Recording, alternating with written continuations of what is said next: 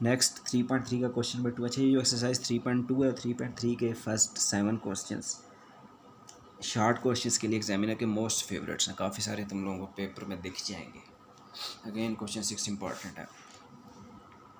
X plus b over x square plus 2bx plus c पर whole power 1/2 और dx, ये हमें fraction दी हुई है विद इन दी इंटीग्रेशन। तो अब फिर दिख रहा है कि ये जो न्यूमिनेटर है ना, इसको dx के साथ मिला दें तो ये जो x square plus 2bx plus c का डिफरेंशियल है वो इस तरह का बनता है।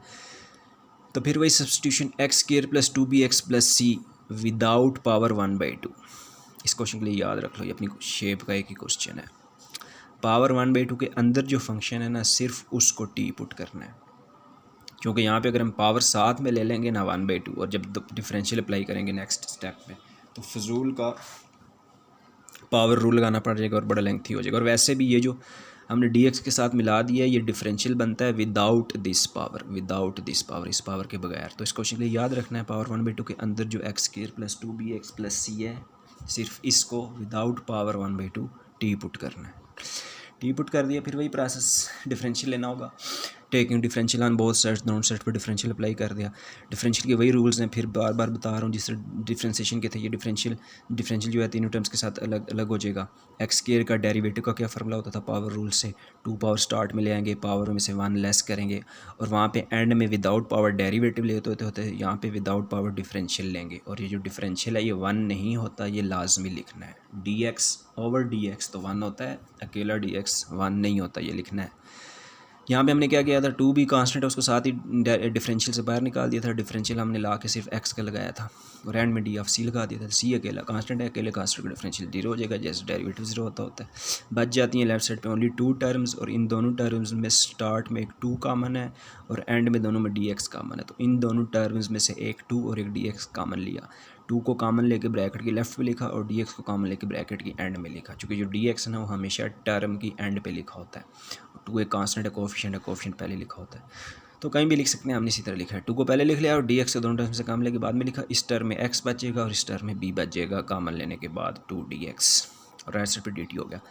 अब हम देख रहे हैं अपने स्टेप को। हमारे पास है x plus b into d x, यहाँ पर 2 कोई नहीं है तो x plus b into d x की हमें वैल्यू चाहिए ओनली। 2 को इस साइड से ख़त्म करना होगा फिर, तो 2 राइट साइड पे आके डिवाइड हो जाएगा क्योंकि यहाँ पे मल्टीप्लाई हो रहा है। तो x plus b into d x की वैल्यू बनी 1/2 dt। तो ये इक्वेशन 2 और इक्वेशन 3 को यूज़ करें इक्वेशन 1 में। Equation 1 becomes capital I equal to integration का साइन 1 ओवर ये जो है x square plus 2bx plus c, क्या बोला है, इसको t पुट करने वाले हैं। तो इसकी कंप्लीट की जगह पे ओनली t आ जाएगा और इसकी पावर 1/2 एज इट इज़ आ जाएगी। और x plus b into d x, x plus b into d x की ये इक्वेशन 3 में वैल्यू आई पड़ी है 1/2 dt। तो इसकी जगह पे हमने लगा दिया 1/2 dt। अब ये जो 1/2 है क्लियरली कांस्टेंट है, जैसे कांस्टेंट डेरिवेटिव से बाहर आ जाता होता था वैसे ही कांस्टेंट इंटीग्रेशन से भी बाहर आ जाता है। 1/2 बाहर आ जाएगा और इंटीग्रेशन के अंदर रह जाएगा 1/2 की पावर 1/2 dt। अब ज़रा देखें जी क्या फ़ायदा है इस सब्स्टिट्यूशन का, जहन में सवाल पैदा होता है। तो इस सब्स्टिट्यूशन का इतना ढेर सारा फ़ायदा है कि ये इतनी मुश्किल तरीन, कम्प्लिकेटेड तरीन और पेचीदा तरीन जो शक्ल है इंटीग्रेशन की, ये कन्वर्ट हो गई है इतनी ईजी सी शक्ल में। अब ज़रा उसको इस शक्ल के साथ मैच करें, कितना फ़र्क है। तो सब्स्टिट्यूशंस करके इंटीग्रेशन की शेप को ईजी बनाया जाता है। तो ये अब हमारे पास सिर्फ इतना रह गया। अब ये है ना 1/t की पावर प्लस 1/2। अब ये 2 बातें याद रखनी है। टी की अगर इस तरह 1/t लिखा हो और नीचे t की पावर प्लस 1 के सिवा कुछ हो, टी डिनोमिनेटर में हो और उसकी पावर प्लस 1 के सिवा कुछ भी हो। अगेन 1 ओवर करके t लिखा हो और नीचे डिनोमिनेटर में t की पावर प्लस 1 के सिवा कुछ भी हो तो उस t को ऊपर लेके आना है। ऊपर लाएंगे तो उसकी पावर का साइन चेंज हो जाएगा, -1/2 हो जाएगा और फार्मूला ये वाला यूज़ करना है। अच्छा, ये जो फार्मूला है इसको हम अपनी ज़ुबान में इंटीग्रेशन का पावर रूल बोल सकते हैं। असल में ये पावर रूल होता नहीं है, पावर रूल डिफरेंशिएशन वाले को ही बोला जाता है। खैर हम अपनी आसानी के लिए से इंटीग्रेशन का पावर रूल बोल सकते हैं कि अगर x पावर n इंटीग्रेशन में आ जाए तो इस इंटीग्रेशन का आंसर होता है कि x की ये जो पावर n है इसमें 1 ऐड करना है, ये जो पावर n है इसमें 1 ऐड करना है और इसी n+1 पावर से डिवाइड करना है। अब ये डिफ्रेंशिएशन के पावर रूल से अपोजिट है ना। डिफ्रेंशिएशन में जब x पावर n आता है तो उसकी पावर में से उसकी पावर n में से 1 सब्ट्रैक्ट किया जाता है और उसके n को स्टार्ट में लगाया जाता है। लेकिन इंटीग्रेशन में पावर में से पावर n में से 1 सब्ट्रैक्ट करने की बजाय इसमें 1 ऐड किया जाता है और इस पावर n + 1 से डिवाइड किया जाता है। दूसरी बात जो मैंने बताई है कि अगर 1/t इंटीग्रेशन में आ जाए और अगर नीचे इसकी पावर +1 है ना, इसके लिए अलग फार्मूला जो भी प्रीवियस क्वेश्चंस में यूज़ होता रहा, natural log of mod of t। लेकिन अगर t डिनोमिनेटर में आ जाए और उसकी डिनोमिनेटर में पावर +1 के अलावा कुछ भी हो तो उस सूरत में इस t को लेके आना है ऊपर, तो ऊपर आने से इसकी पावर का साइन चेंज हो जाएगा और यूज़ करना है इंटीग्रेशन का पावर रूल। ये वाला जो फार्मूला है ना, ये सिर्फ और सिर्फ उस सूरत में है जब डिनोमिनेटर में, जब नीचे t या x की पावर +1 हो, सिर्फ और सिर्फ तब इंटीग्रेशन का answer natural log of mod of t होता है। सिर्फ और सिर्फ कब? जब डिनोमिनेटर में t या x की पावर +1 हो। अगर डिनोमिनेटर में t या x की पावर +1 के अलावा कुछ भी है +1 के अलावा, तो उसको ऊपर लेके आना है। ऊपर आने से उसकी पावर का साइन चेंज हो जाएगा और फिर जो भी पावर बनेगी उसको हमने सॉल्व करना है इस फार्मूला से।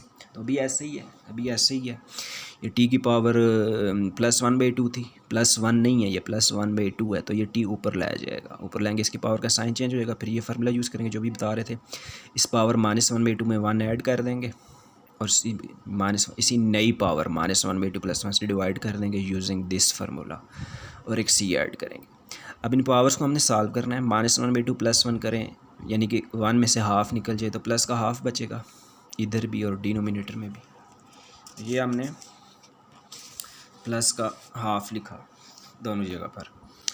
अब ये जो डिनोमिनेटर वाला फ्रैक्शन है इसे सिंगल बनाना है। 1/2 को हम मल्टीप्लाई करेंगे, इधर ले आएंगे तो 1/2 इधर आके उलट के 2/1 हो जाएगी, 2's कैंसिल हो जाएंगे, ओनली t की पावर 1/2 बचेगा प्लस कैपिटल C, ये C कैपिटल है, कांस्टेंट ऑफ इंटीग्रेशन। अब अगेन वही बात, यहाँ पे आके रुक नहीं जाना, इसे आंसर नहीं बोल देना। क्वेश्चन में कोई t शी नहीं है, क्वेश्चन का वेरिएबल x है तो आंसर वापस x में देना। जिन जिन क्वेश्चन में सब्स्टिट्यूशंस करनी है तो t की वैल्यू क्वेश्चन 2 में लिखी होती है कि t की इस बार वैल्यू है x² + 2bx + c और ये वाला c स्मॉल c है। t की ये वाली वैल्यू हमने पुट कर दी है, x² + 2bx + c, t की जगह पे ये t की वैल्यू पुट कर दी है, whole power 1/2 plus capital C is the answer. ये जो हमने ऐड किया कांस्टेंट इंटीग्रेशन कैपिटल C है और जो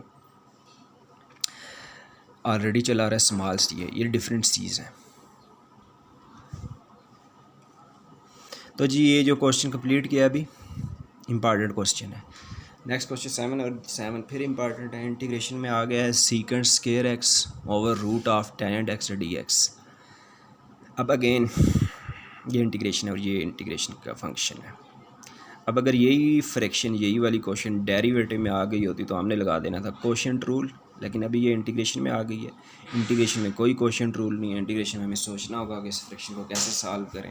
अगेन जी डिफ्रेंसिएशन थोड़ी बहुत आनी चाहिए। अब अगर tan x, ये डिनोमिनेटर का फंक्शन है tan x जो कि रूट के अंदर लिखा हुआ है, इस tan x का डेरिवेटिव ज़रा तलाश करें ना, सोचें, रिमाइंड करें। तो tan x का डेरिवेटिव ही सीकेंट स्क्वायर x होता है। tan x का डेरिवेटिव होता है सीकेंट स्क्वायर x। तो बात बनती नज़र आ रही है, बस एक सब्स्टिट्यूशन करने की देर है। सबसे पहले रूट को पावर बना के लिख लिया।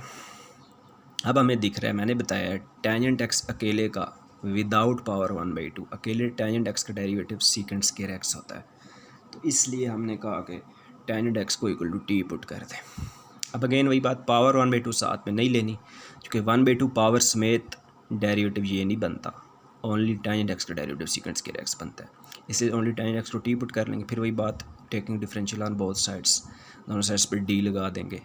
डिफरेंशियल है, डिफरेंशियल का फार्मूला वही है जो डेरिवेटिव का होता है।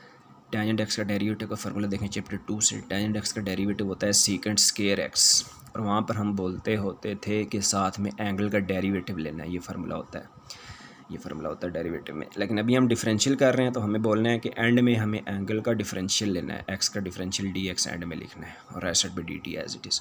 तो क्या वैल्यू बनी secant square x dx, secant square x dx की वैल्यू बनी dt। Secant square x dx सारा मौजूद है ना, इसकी जगह पे हम dt लगा देंगे तो बस पुट करें आप। तो हमने लिखा इक्वेशन 1 बिकम्स, ये इक्वेशन 1 ली, इंटीग्रेशन का sign secant square x dx complete किस चीज़ के को आ गया, dt के, secant square x dx complete किया, अब dt लिखा और नीचे tan x को क्या पुट किया था, tan x को t पुट किया, इसकी जगह पे t लगा दिया, whole power 1/2 as it is. अब फिर वही बात, ये t डिनोमिनेटर में है और उसकी पावर +1 नहीं 1/2 है, इस t को ऊपर लेके आएंगे और याद रहे कि ऊपर लाना है और dt से पहले लिखना है। t ऊपर आएगा तो इसकी पावर का साइन हो जाएगा -1/2। तो ये हो गया -1/2। अब ये इंटीग्रेशन टी की पावर -1/2t, बिल्कुल यही फार्मूला बनता है जो वेरिएबल एक्स में x power and D x की इंटीग्रेशन का आंसर होता है कि पावर में 1 ऐड करना है और इसी न्यू पावर से डिवाइड करना है। पावर -1/2 में 1 ऐड किया और इसी न्यू पावर से डिवाइड कर दिया। -1/2 +1 होता है, दोनों जगह पे +1/2 लिख लिया। इसको सिंगल फ्रैक्शन बनाए 1/2 उलट के यहाँ पे 2 और 1 हो जाएगा और टी की पावर 1/2 और टी अगेन एंड में रिमूव करना है। इक्वेशन 2 में बता के आए हैं कि tan x टी है, यानी कि टी की वैल्यू tan x है, ये वापस पुट कर दिया और एंड में पावर 1/2 को रूट भी बनाया जा सकता है। This is the answer.